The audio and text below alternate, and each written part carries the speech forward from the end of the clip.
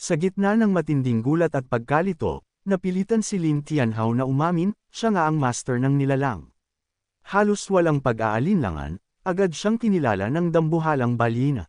Nang usesain siya ng slime, mabigat niyang ipinaliwanag ang kanyang sitwasyon, wala siyang pagpipilian. Kapag itinuring siyang kalaban, kamatayan ang kapalit, kaya sa ngayon ay mas mabuting tanggapin muna ang realidad habang unti-unti niyang inuunawa ang lahat. Lumipas ang ilang sandali at huminga siya ng malalim bago muling hinarap ang balyena. Tinawag niya itong Little Whale, at tahimik na nagtanong kung nasaan na ba sila ngayon, dahil matagal na raw siyang hindi nakababalik sa lugar na ito. Ngunit sa halip na seryosong sagot, pabirong tumugon ang balyena at sinabing gaya ng dati ay nakakalimot na naman ang kanyang Panginoon. Ipinahayag nito ang katotohanan, na sa ikalawang palapag sila ng Black Abyss, ang mismong dulo ng Dark Domain Swamp. Bahagyang napataas ang kilay ni Lin Tianhao habang tahimik na inuulit sa isip ang narinig, tila sinisigurado kung tama nga ang kanyang pagkaunawa.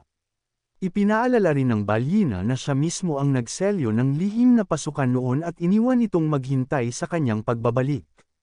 Doon niya tuluyang napagtanto na ang pagbagsak niya sa swamp ay hindi aksidente, ito ang eksaktong nagdala sa kanya sa tamang lugar. Muli siyang nagtanong, mas seryoso ang tono, kung may iba pa bang nilalang doon. Agad sumagot ang munting balyena at ipinaliwanag na hindi lamang sila ang naroon. 12-dosenang nilalang ang naninirahan sa templo sa kailaliman ng dagat at matagal nang naghihintay sa pagbabalik ng kanilang Panginoon. Ngayong nagbalik na siya, panahon na upang simulan ang sakripisyong ritual na gigising sa tagapangalagang kapangyarihan ng kanilang tribo. Bahagyang nanikip ang dibdib ni Lin Tianhao at hindi niya maitago ang kanyang pagtataka habang tahimik na inuusisa kung ano ang nilalaman ng ritual na iyon. Ngunit nagulat ang balyena at nagtanong kung hindi ba niya iyon naaalala, gayong siya mismo ang nagtatag ng mga pamamaraan nito. Dahil dito, napakamot si Lin Tianhao sa ulo at pilit na ngumiti, maingat na itinatago ang kanyang pagkalito.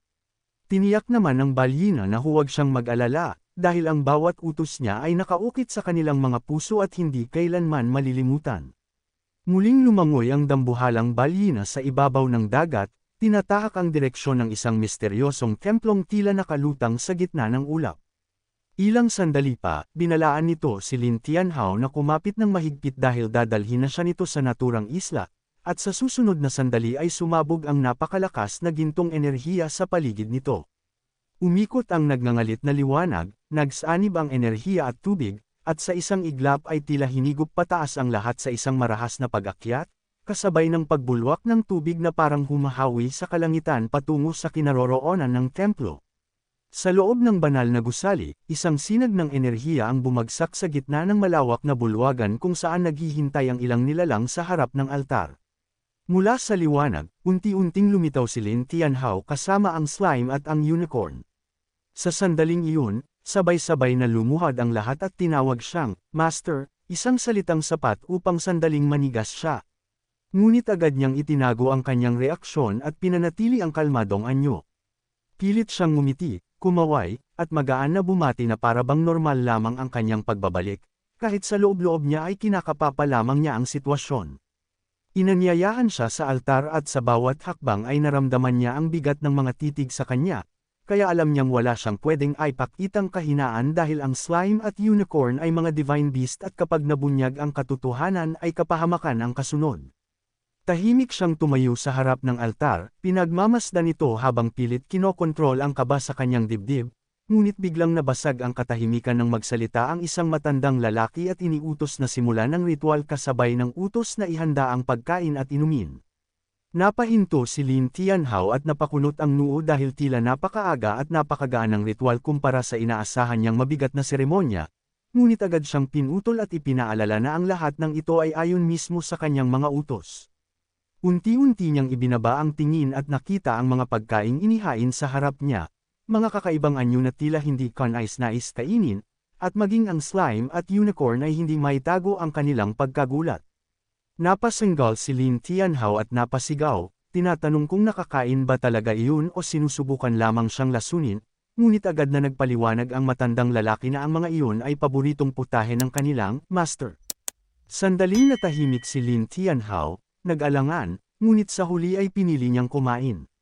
Sa isang iglap, pinilit niyang lunukan ng pagkain at tiniis ang kakaibang lasa habang pinananatili ang kanyang anyo dahil hindi siya maaaring magkamali. Sa paligid niya, masayang pinuri ng mga tauhan ang pagkain na para bang normal lamang ang lahat. Habang patuloy siyang kumakain, may lumapit na lalaki at ibinalita ang paglitaw ng isang napakalakas na dark beast na patuloy na umaatake sa kanila, at ilan sa kanilang mga kasamahan ay nasugatan na.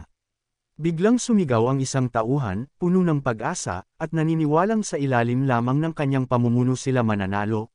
Ngunit sa loob ni Lin Tianhao ay kabalisahan ang namayani dahil kahit ang mga powerhouse ay hindi kinaya ang halimaw, paano pa siya na isang level 20 summoner lamang.